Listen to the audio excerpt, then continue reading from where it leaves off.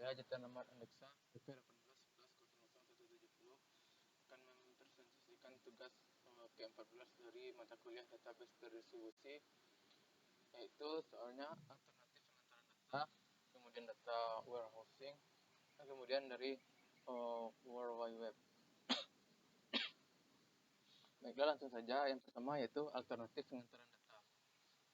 Pengertian dari alternatif pengantaran data ini yaitu proses pengiriman data dan informasi dari dua atau lebih alat atau device komputer dan alat komunikasi lainnya yang terhubung dalam satu jaringan. Kemudian alternatif lain adalah menggabungkan semua data menjadi satu file data. Kemudian yang kedua yaitu data warehousing. Data warehouse ini memungkinkan perusahaan mengakses dan menganalisis semua data untuk memperoleh business insight dan model forecasting yang akurat. Data warehouse merupakan sistem yang menggabungkan data dari berbagai sumber menjadi satu penyimpanan data yang tunggal, terpusat, dan konsisten untuk mendukung analisa bisnis, data mining, artificial intelligence, dan machine learning. Dalam penerapannya, data warehouse akan menyimpan banyak data dari berbagai sumber operasional dalam perusahaan ke dalam satu database yang komprehensif dan nantinya akan digunakan untuk analisis data. Bisa dilihat contohnya dalam bisnis, yaitu data warehouse bisa saja menggabungkan informasi pelanggan dari sistem point of sale perusahaan, situs, mailing list, dan lain sebagainya. Data warehouse bisa juga menggabungkan informasi tentang karyawan, waktu, kehadiran, data demografi, informasi gaji, dan lain sebagainya. Dengan mengkombinasikan semua informasi dalam data warehouse tersebut, perusahaan kemudian dapat melakukan analisa dengan pendekatan yang menyeluruh dengan mempertimbangkan semua informasi yang tersedia. Meski sekilas konsepnya sama-sama menyimpan data, namun data warehouse tidak sama dengan database biasanya.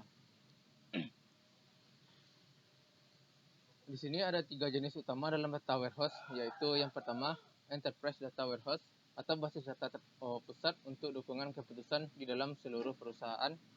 Kemudian yang kedua ada operational data store, yaitu jenis ini memiliki ruang lingkup perusahaan yang luas tapi tidak sama seperti enterprise data warehouse karena data di dalamnya diperbarui secara real time dan digunakan untuk kegiatan bisnis yang rutin. Kemudian yang ketiga ada data mart.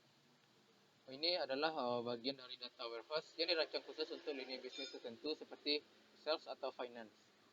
Dalam jenis data ini, data dapat dikumpulkan langsung dari sumber data. Kemudian ada beberapa perbedaan di antara database dan data warehouse, yaitu dari segi tujuannya, database untuk merekam data sementara, sedangkan data warehouse lebih ditujukan untuk analisis data. Kemudian perbedaan yang kedua yaitu metode pemrosesan. Database menggunakan online transactional processing atau OLTP, sementara data warehouse ini menggunakan online analytical processing atau OLAP. Kemudian perbedaan dari segi penggunaannya, database untuk membantu operasional standar bisnis, sementara data warehouse untuk membantu analisis dalam bisnis. Kemudian perbedaan dari ketersediaannya, data dalam database tersedia secara real time, sementara data dalam warehouse ini diambil dari sistem sumber jika diperlukan.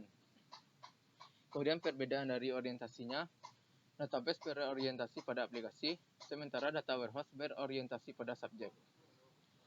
Kemudian selanjutnya perbedaan dari storage atau penyimpanannya. Database umumnya terbatas pada satu aplikasi, sementara data warehouse dapat menyimpan data dari sejumlah aplikasi. Kemudian perbedaan dari tipe data. Data yang disimpan dalam database adalah data yang paling terbaru. Sementara dalam data warehouse ini, baik data saat ini dan historis yang disimpan. Kemudian perbedaan dari tipe query-nya. Database menggunakan query transaksi sederhana. Sementara data warehouse ini menggunakan query yang kompleks untuk tujuan analisa. Kemudian ada perbedaan dari ringkasan datanya. Database memberi data terperinci, sementara data warehouse menyimpan data yang sangat ringkas. Data warehousing atau sebuah contoh replication. Saat ini tren yang berkembang adalah membangun warehouse data yang sangat besar dari beberapa tempat.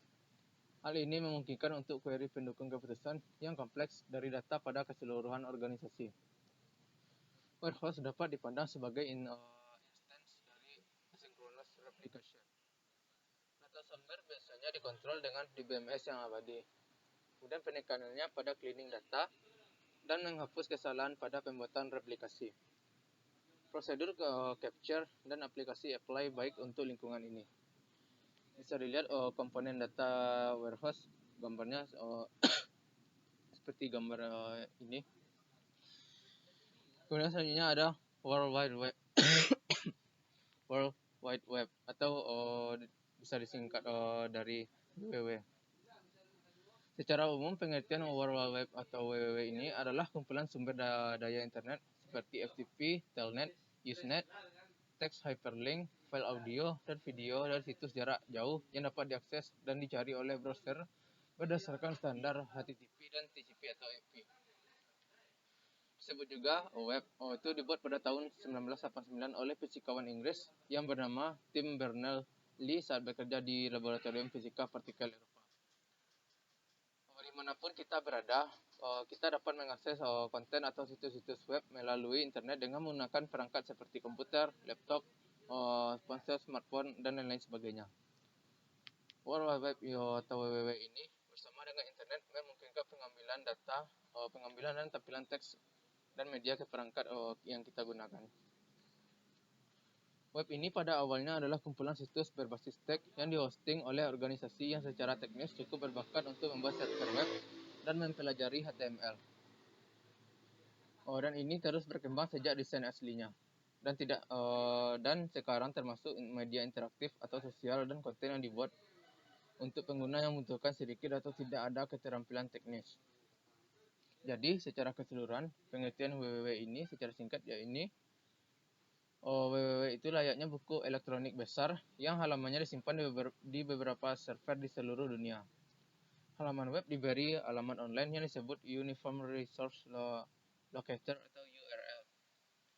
Kumpulan halaman web tertentu yang dimiliki oleh URL itu kemudian disebut situs web, misalnya www.facebook.com, www.google.com, dan lain sebagainya.